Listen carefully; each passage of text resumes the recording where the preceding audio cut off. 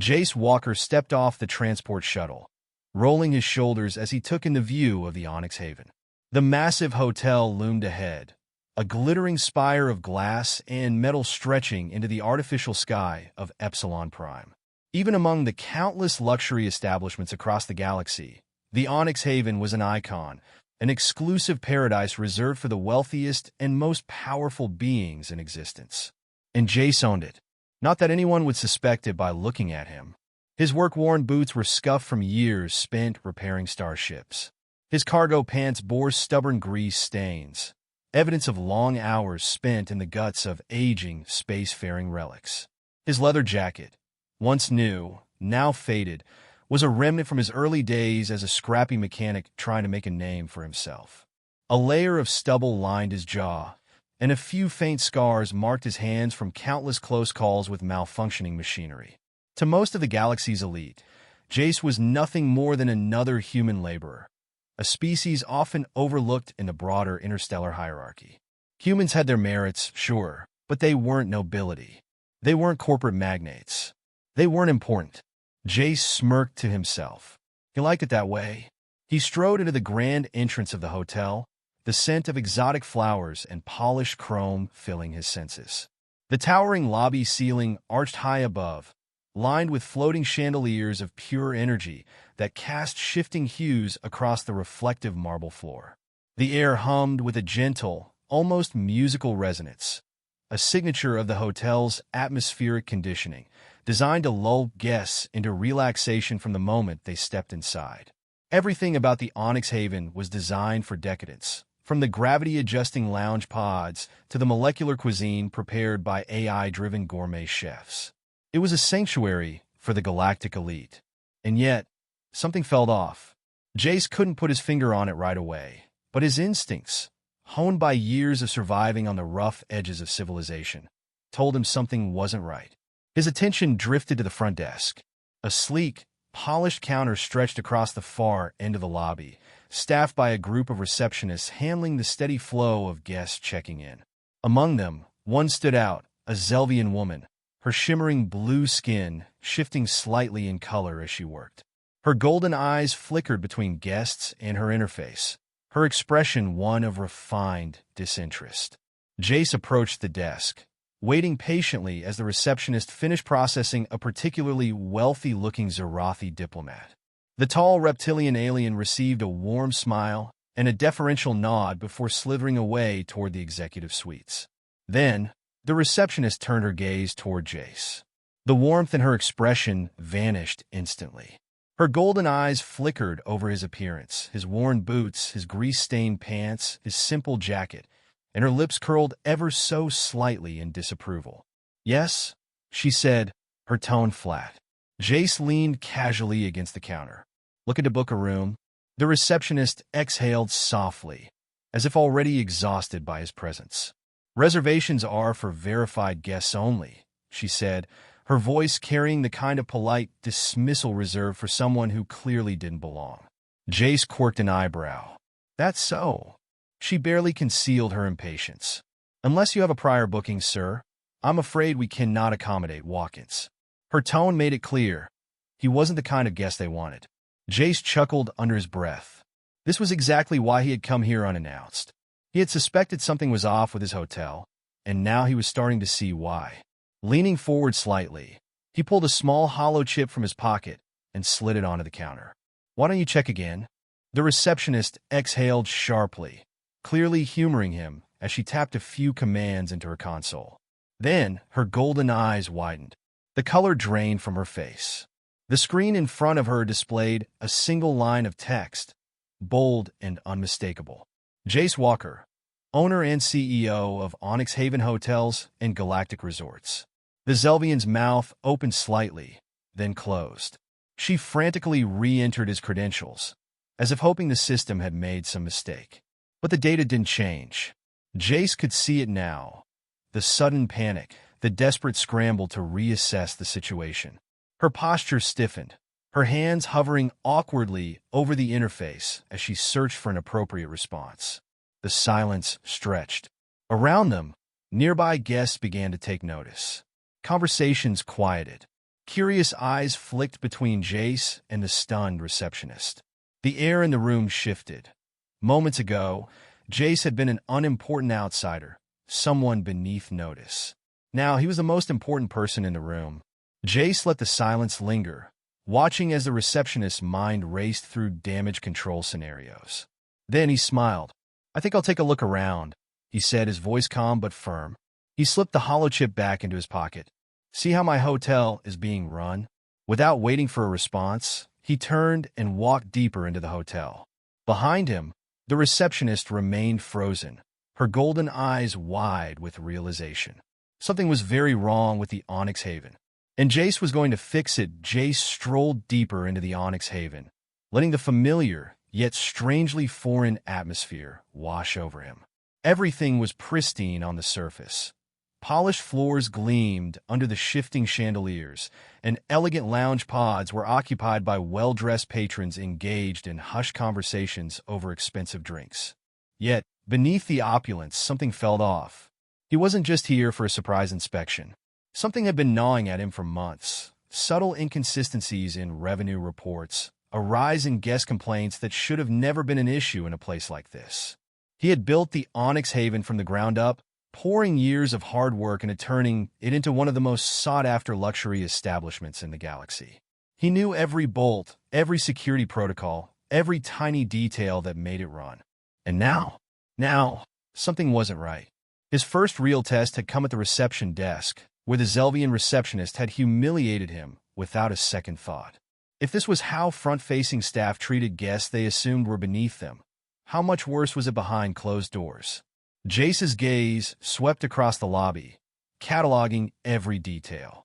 The service drones moved smoothly, but their paths were slightly off from optimal efficiency. Had someone tampered with the programming? The air filtration system carried the right fragrance, but there was a slight irregularity in the temperature, as if the environmental stabilizers weren't being fine-tuned correctly, cutting corners. Somebody was cutting corners. A frown settled on his face as he approached the grand atrium, a massive open space leading to the hotel's various wings. Towering glass walls showcased a breathtaking view of Epsilon Prime skyline, while a floating bar rotated slowly above a pool of luminescent water. The space should have felt welcoming, exclusive, a place where guests felt like royalty. Instead, Jace caught subtle signs of neglect. A service bought along the far wall had scuff marks on its plating, unacceptable for a place of this caliber. A group of guests argued with a server over a drink order that had been wrong, and rather than apologize and fix it immediately, the server looked exasperated. Jace's scowl deepened. This wasn't his hotel. Walker. The familiar voice snapped him out of his thoughts. He turned to see an older man approaching, dressed in the crisp uniform of the Onyx Haven senior staff. His deep green skin and ridged forehead marked him as a Veldari, a species known for their meticulous attention to detail. The moment Jace met his gaze, the tension in the man's posture eased slightly. "Valen," Jace greeted, clasping forearms with the hotel's longtime operations manager. "You're still here. That's a relief." Valen gave a dry chuckle. "Barely, and only because I don't trust half the idiots running the place now." He gave Jace a long, assessing look. "Didn't think I'd see you here like this. The hell are you doing walking in through the front door like a common traveler?" Jace's lips quirked in amusement. "Wanted to see things for myself. Get the real experience." Valen snorted. "Guessing it wasn't great." "Understatement of the cycle," Jace muttered. His expression hardened. "Talk to me. What the hell's going on?" The older Veldari hesitated, his eyes flicking around as if scanning for listening ears. He exhaled through his nose and gestured subtly toward a side corridor. "Not here. Walk with me." Jace followed him into one of the hotel's restricted areas, a sleek hallway leading toward the executive offices. The moment they were out of earshot, Valen's posture shifted. Less composed, more tired. "This place is rotting, Walker," he said bluntly. "Ever since you stepped back and let corporate handle day-to-day operations, things have been slipping. They brought in new management, new policies, cutting costs in places they shouldn't be. Staff morale's in the gutter, service quality's dropping, and I swear some of the financial reports are being doctored." Jace's jaw clenched. "Who's in charge now? Officially?" Executive Director Lorik. Jace exhaled sharply. He had never liked Lorik.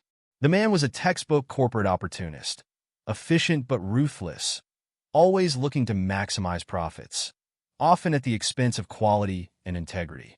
When Jace had first hired him, he had been competent enough, but now it seemed like he had been given too much leash. Figures, Jace muttered. And nobody's called him out on this? Valen snorted. Plenty have. They don't last long. Jace's eyes darkened. He's firing people? Not directly. He makes life miserable for anyone who pushes back. Cuts their hours, assigns them to dead-end roles, buries them in bureaucratic nonsense until they quit. The ones who stay either fall in line or end up like me, holding things together with spit and tape. Jace took a slow breath, forcing himself to stay calm. He had built this place from nothing. He had hired the best, trained them, trusted them to uphold the standards he had set. And now, his hotel was being run like some cut-rate operation by a corporate parasite who valued margins over people. No wonder the receptionist had treated him like garbage. She had probably been trained to filter guests based on appearance, prioritizing those who looked wealthy while subtly pushing out those who didn't fit the mold. The whole place had turned into a damn caricature of elitism. Jace looked at Valen. How bad is it? The older man hesitated. Bad. We're still making money, but it won't last. We're losing repeat clients. Staff turnover is ridiculous. If this keeps up, he trailed off, shaking his head. Jace's expression turned grim. We fix it. Valen arched an eyebrow. Just like that. Jace cracked his knuckles. I own this place, and I'm about to remind everyone what that means. Valen gave him a long look, then chuckled dryly. Now that sounds like the Walker I remember. Jace grinned. Let's start with Lorik. Where is he? Valen's grin turned sharp. Top floor. Thinks he's untouchable. Jace's grin widened. Not for long. He turned on his heel, striding toward the executive elevator with a purpose. The air around him felt charged now, like a storm was about to break. Lorik had turned the Onyx Haven into something unrecognizable. Jace was about to take it back.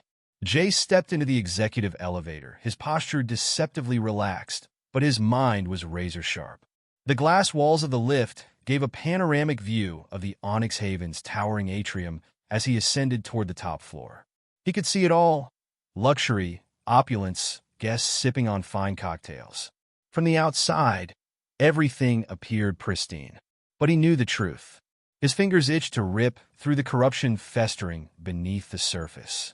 This was his life's work, his home, and it had been twisted into something soulless by a man who thought he could leech off its success. Lorik was about to learn just how wrong he was. The elevator glided to a stop at the top floor. The doors whispered open, revealing a sleek, high-tech corridor lined with tempered glass and automated security drones. Jace's boots made no sound on the pristine floors as he walked forward, every movement calculated. A towering figure stepped into his path. State your business, the alien growled. Jace tilted his head, recognizing the species instantly. An Othrexian, large and muscular with a chitinous exoskeleton, likely one of Lorik's private security thugs. The fact that he was standing guard outside the executive offices meant one thing.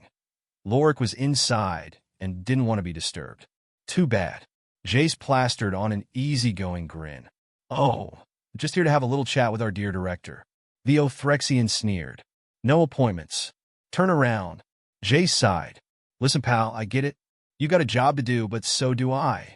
And unfortunately for you, my job outranks yours. The Othrexian bared his teeth. Oh yeah? And what exactly is your job?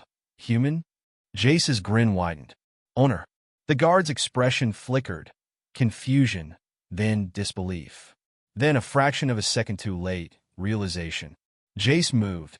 In one swift motion, he stepped inside the Othrexian's guard, twisting his arm in a way that sent a jolt of pain through the alien's exoskeletal joints. The guard barely had time to grunt before Jace used his own momentum to spin him off balance, sending him crashing against the wall with a thud. Jace dusted his hands off as the Othrexian groaned on the floor. You can stay there and think about your life choices. Then he turned and strolled into the executive suite. Lorik's office was exactly as Jace remembered. Massive floor-to-ceiling windows showcasing the skyline, a sleek obsidian desk positioned for maximum intimidation, and the man himself reclining in a chair like he owned the place. Which he didn't. Lorik barely spared Jace a glance before turning back to the holographic display floating above his desk. "You have 5 seconds to turn around before I have security remove you." Jace chuckled, stepping forward. "Funny thing about that, Lorik. Security's already been removed." The executive's fingers paused over his display. Slowly, he looked up, finally giving Jace a proper once-over. His cold, reptilian eyes narrowed. "Walker." Jace smirked. "Surprised?" Lorik leaned back, a calculated expression settling over his sharp features. "Not particularly. I assumed you'd come sniffing around eventually." Jace's smirk didn't falter, but his eyes darkened. "You assumed right. And I don't like what I've found." Lorik sighed, as if this entire conversation was an inconvenience. "This is business, Jace. The hotel is running at maximum profitability. I've optimized operations, increased margins, and improved high-end client retention. You should be thanking me." Jace's jaw tightened. "By cutting staff, treating workers like garbage, and turning my hotel into an elitist playground?" Lorik gave a dismissive wave. "Oh, please. You're too sentimental. This is how the industry works. The wealthy pay, and we cater to them. The rest? Irrelevant." Jace's hands curled into fists. "You don't get it, do you?" His voice was low, dangerous. "The Onyx Haven was never just a business to me. It was a promise to create a place where people of all backgrounds could experience something better. You turned it into a soulless machine." Lorik smirked. "And yet, it's more profitable than ever." Jace exhaled slowly. "Not for long." Lorik's smirk wavered. "What?" Jace leaned in. "I just went through every single contract, every financial report, every back-channel deal you've pulled behind my back. Embezzlement, fraudulent bookkeeping, employee exploitation. It's all there." His grin was razor-sharp. "By the time I'm done, you won't just be fired, Lorik. You'll be finished." The executive's face paled. "You're bluffing." Jace slid a data chip onto the desk. "Am I?" Lorik stared at it, jaw tightening. Then, faster than Jace anticipated, his hand shot under his desk. A hidden panel slid open, revealing a concealed energy weapon. Jace didn't hesitate. Before Lorik could pull the trigger, Jace lunged, knocking the weapon aside. A shot fired, shattering the window behind them. Glass exploded outward, the wind howling through the room. Lorik staggered back, eyes wild. "You idiot! You'll ruin everything." Jace advanced, his voice calm, controlled. "No, Lorik. I'm fixing everything." Then, without another word, he drove his fist into Lorik's face. The executive crumpled to the floor. Breathing hard, Jace straightened, rolling his shoulders. The office was a mess, shattered glass, a smoking blaster mark on the wall, and Lorik sprawled unconscious at his feet. He reached for his communicator. "Valen." The response was immediate. "You good?" Jace glanced at Lorik's unconscious form. "Better than ever. Send security up. We're cleaning house?" Valen chuckled. "About damn time." Jace smirked, stepping over Lorik's prone body as he walked toward the exit. Time to take back what was his. Jace Walker stood in the executive suite of his hotel, overlooking the neon sprawl of the city through the massive floor-to-ceiling windows. The skyline reflected off the glass. A dazzling array of colors streaked against the dark, star-speckled void above. The chaos of the confrontation with Lorik had left the office in disarray. Shattered glass, overturned furniture, and an unconscious executive sprawled across the sleek black flooring. Lorik had gone down fast once Jace decided he was done playing games. The high-ranking administrator who had been so smug, so condescending, now lay on his back, breathing heavily, his perfectly pressed suit disheveled. Jace exhaled, rolling his shoulders as he adjusted his stance. He could still feel the rush of adrenaline coursing through him, but the fight was over. Now it was time to clean up the mess. His communicator crackled. "Security is on its way." Valen's voice came through, calm and controlled. "Want me to brief them? Or do you want the honors?" Jace smirked. wiping a smear of dust off his knuckles. "Oh, I'll handle it. This is my hotel, after all." A deep metallic thud echoed through the hallway just outside the office. The heavy security doors hissed open, revealing a squad of enforcers clad in dark blue armor, their visors glowing a sharp amber. Flanking them were two tall, sleek humanoid drones, their segmented limbs moving with mechanical precision. At the front of the group stood Officer Viala, a Zalari with emerald green scales and piercing golden eyes. She moved with authority, her elongated fingers gripping a wrist-mounted device as she scanned the room. Her gaze locked onto Jace, then drifted to the unconscious Lorik. "I assume you have an explanation?" she asked, her voice clipped and professional. Jace gave a half-shrug, nudging Lorik with the toe of his boot. "Corporate restructuring." Viala arched an eyebrow ridge. "That's what I was afraid of." She motioned to her team. "Check him." A medic drone hovered closer, scanning Lorik with a soft blue light. After a moment, it beeped. "Unconscious. No life-threatening injuries." Jace smirked. "Shame." Viala shot him a look before turning back to her officers. "Revive him." A quick stimulant injection later, Lorik's eyes fluttered open. He groaned, his fingers twitching as he struggled to sit up. Then his gaze locked onto Jace, and all the blood drained from his face. His voice was hoarse, shaking with rage. "You have no right." Jace cut him off with a casual wave. "Actually, I do." Viala exhaled, rubbing her temple. "Someone please tell me what's going on before I have to start making arrests." Jace reached into his pocket and pulled out a data chip, tossing it onto the sleek obsidian desk. "That," he said, "is a full dossier on Lorik's activities. Embezzlement, fraud, labor violations. You name it." Viala's expression didn't change as she plugged the chip into her wrist device. Her golden eyes scanned the rapidly scrolling data. Lorik's breath quickened. This is fabricated. Lies." Jace leaned in, voice low. "Then you won't mind us running a full audit?" The executive paled. Viala lifted an eyebrow. "This is extensive." She motioned to her enforcers. "Detain him." "No." Lorik struggled as two guards hauled him to his feet. "You can't do this. I run this hotel." Jace stepped closer, his voice laced with cold amusement. "Not anymore." Lorik's panic twisted into fury. "You think this is over?" His voice trembled with venom. "You think you've won?" Jace smirked. "Oh, I know I have." The guards dragged Lorik toward the exit, his protests fading into the background. Jace exhaled, rolling his shoulders as the tension in the room finally began to ease. Viala snapped her wrist device shut. "So, I take it you're reclaiming your position?" Jace nodded. "Effective immediately." The Zalari officer smirked. "Well then, Walker, welcome back to the top." Jace stood at the towering floor-to-ceiling window of his office, arms crossed as he looked out over the sprawling cityscape of Zephyrian Prime. The Orion's Embrace, his hotel, pulsed with renewed energy below, bright neon holograms advertising its grand reopening, new shipments arriving at the docking bays, and an influx of guests already filling up reservations. 1 week. That was all it had taken to turn things around. Not a complete transformation. Not yet, but the difference was night and day. The staff had adjusted fast to the shift in leadership. With Lorik out and his corrupt influence purged, the work environment had become bearable.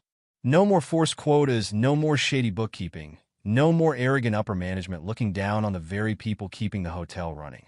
Jace exhaled slowly. There was still so much to do, but for the first time, it felt possible. A soft chime echoed through his office. "Enter," Jace said without turning around. The door hissed open, and Valen stepped inside, carrying a datapad. "Everything's in place," he announced. New security protocols activated, supply chains reestablished, and the first wave of corporate investors are already taking interest. Jace smirked. "Investors, huh?"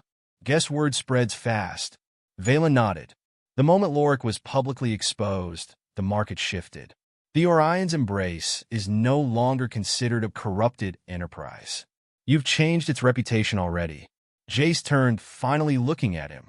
And the staff. Morale's rising. The ones who stuck around?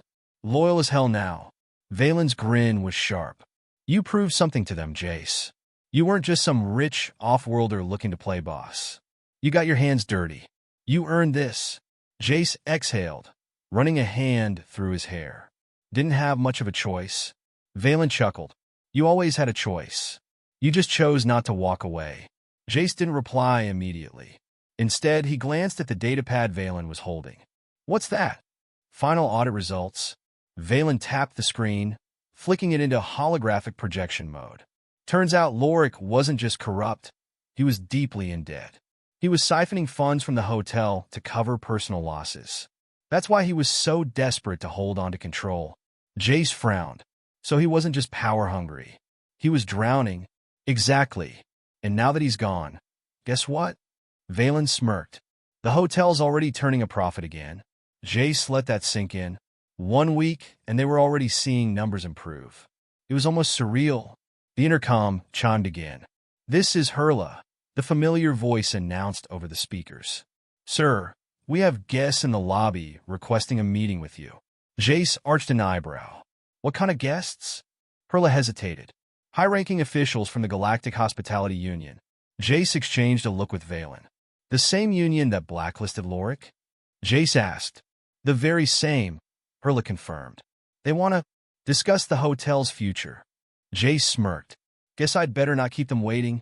Jace stepped into the main lobby, now fully renovated and restored to its former grandeur. The massive crystal chandeliers pulsed with ambient light, the sleek marble floors gleamed, and the cascading holographic waterfall in the center of the room flowed seamlessly, displaying rotating artistic landscapes from various alien worlds. The guests from the Union stood near the front desk, where Hurla, now in a somewhat less stiff posture, had guided them. She looked over at Jace as he approached and gave a subtle nod, stepping aside. The lead representative, a towering reptilian being with emerald green scales and piercing golden eyes, extended a clawed hand. Mr. Walker. Jace shook his hand firmly. I assume you're here because of Lorik. The reptilian's golden eyes gleamed. We are here because of you. Jace tilted his head slightly. The representative continued. For years, we monitored the Orion's embrace as it fell into disrepair. Lorik's mismanagement was notorious. But with your ownership, things have changed drastically. Jace crossed his arms. And the reptilian's forked tongue flicked briefly. And we are considering lifting the blacklisting, if your leadership proves sustainable. Jace smirked. I don't plan on running this place into the ground. So I'd say your blacklist is already outdated. The reptilian let out a deep, rumbling laugh. Confident. I like that. He gestured toward the lobby. Then let's discuss long-term partnerships. Jace nodded. Fine. But first, one question. The reptilian arched a brow ridge. Yes. Jace turned slightly, gaze flicking toward Hurla. What was Lorik's real status in the Union? The reptilian let out a dismissive hiss. Lorik was nothing but a pawn. He bribed his way into influence, but the moment his power slipped, we cut him loose. Jace smirked. Figured. He extended his hand again. All right then, let's talk. Hours later, after negotiations, business discussions, and an extensive review of the hotel's financial standing, Jace finally returned to his office. He sank into his chair, exhaling slowly. It's mine now. The hotel. The future. The damn legacy that Lorik had squandered. Jace had rebuilt it. And now, he wasn't just keeping it afloat. He was taking it to the top. The intercom buzzed one last time. Sir, Hurla's voice came through. We have another guest. Jace groaned. Unless it's a 5-star review, tell them to come back tomorrow. A pause. Then, they say it's urgent. Jace narrowed his eyes. Who is it? Another pause. Then, Hurla's voice softened. They claim to be someone from your past. Jace sat up straight. Who? Hurla hesitated. They just said, a reminder of why you left Earth. Jace's grip tightened on the desk. His pulse quickened. Earth. His past. The one thing he'd never planned to revisit. He exhaled slowly, then pushed the intercom button. Send them in?